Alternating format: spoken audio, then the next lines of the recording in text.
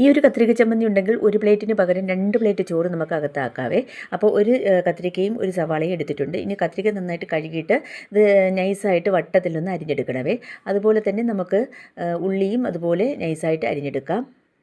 ഇനിയൊരു മൺചട്ടിയിലേക്ക് ആവശ്യത്തിനുള്ള മഞ്ഞൾപ്പൊടി, മുളക് പൊടി, പിന്നെ ആവശ്യത്തിനുള്ള ഉപ്പ് ഇതും കൂടെ ഇട്ട് കൊടുത്തിട്ട് മിക്സാക്കിയിട്ട് കുറച്ച് വെള്ളം ഒഴിച്ച് കൊടുത്തിട്ട് ഇതൊന്ന് ചാലിച്ചെടുക്കണം. ഈ ചാലിച്ചെടുത്ത മുളകിലേക്ക് നമുക്ക് കട്ട് ചെയ്ത കത്തിരിക്ക ഇട്ട് കൊടുത്ത് നന്നായിട്ട് ഒന്ന് മിക്സാക്കി എടുക്കാം. ഇനിയൊരു പാൻ അടുപ്പത്ത് വെച്ചിട്ട് അത് ചൂടാകുമ്പോൾ ഒരു ടേബിൾ സ്പൂൺ വെളിച്ചെണ്ണ ഒഴിച്ച് കൊടുത്തിട്ട് പിന്നെ അതിലേക്ക് ഒരു 7-8 വറ്റൽമുളക്, 2 പച്ചമുളക് നെടുകെ കീറിയത് അതും കൂടി ഇട്ട് കൊടുത്തിട്ട് നന്നായിട്ട് ഇതൊന്ന് മൂപ്പിച്ച് കോരി മാറ്റി വയ്ക്കാം. ഇനി അതേ എണ്ണയിൽ തന്നെ നമുക്ക് കത്തിരിക്ക ഒന്ന് ഫ്രൈ ചെയ്തെടുക്കണം. അപ്പോൾ കത്തിരിക്കയും എല്ലാം ഫ്രൈ ചെയ്തെടുത്തു.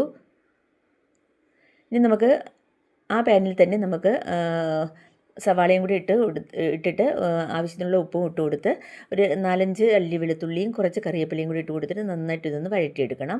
വഴറ്റിയ സവാള ഒന്ന് ചൂടാറുന്നതിന് വേണ്ടി മാറ്റി വയ്ക്കാം. ഈ സമയം നമുക്ക് വറുത്ത് മാറ്റിവെച്ച മുളക് നമുക്ക് മിക്സിയുടെ ജാറിലിട്ട് ഒന്ന് ക്രഷ് ചെയ്തെടുക്കാം. എന്നിട്ട് നമ്മുടെ തണുത്ത ഉള്ളിയും കൂടി ഇതിലേക്ക് ഇട്ട് കൊടുത്തിട്ട് ഒരു നെല്ലിക്ക വലിപ്പത്തിലുള്ള വാളൻപുളിയും കൂടി ഇട്ട് കൊടുത്തിട്ട് ഇത് ഒന്ന് തരിതരിപ്പോടുകൂടി അരച്ചെടുക്കുക. ഇത് നമുക്ക് നമ്മുടെ മൺപാത്രത്തിലേക്ക് ഇട്ട് കൊടുക്കാം.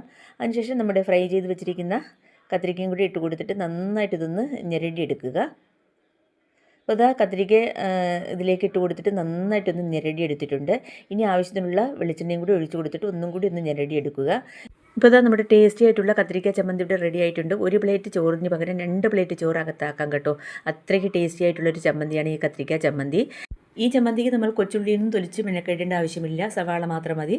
അപ്പോൾ ഇത് ചൂട് ചോറിനോടൊപ്പം കൂട്ടി കഴിക്കാൻ വളരെ ടേസ്റ്റിയാണ് കേട്ടോ. അപ്പോൾ എല്ലാവരും ഒന്ന് ട്രൈ ചെയ്യണേ. വീഡിയോ ഇഷ്ടമായൊന്ന് ലൈക്ക് ചെയ്യാൻ മറക്കരുതേ.